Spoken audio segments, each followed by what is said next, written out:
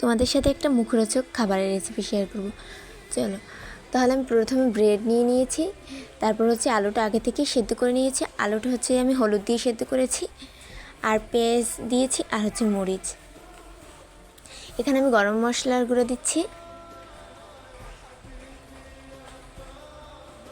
এরপর হচ্ছে ব্রেডের উপরে সস দিয়ে ভালো করে মেখে নেব।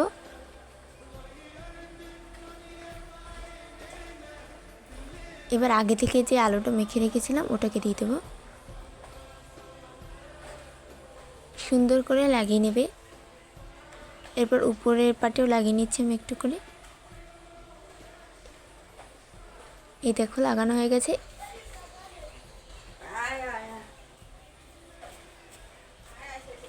এরপর হচ্ছে কেটে নেব।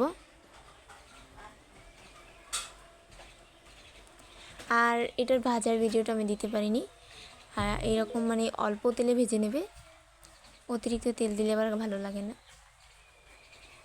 এটা যা খেতে হয়েছিল না।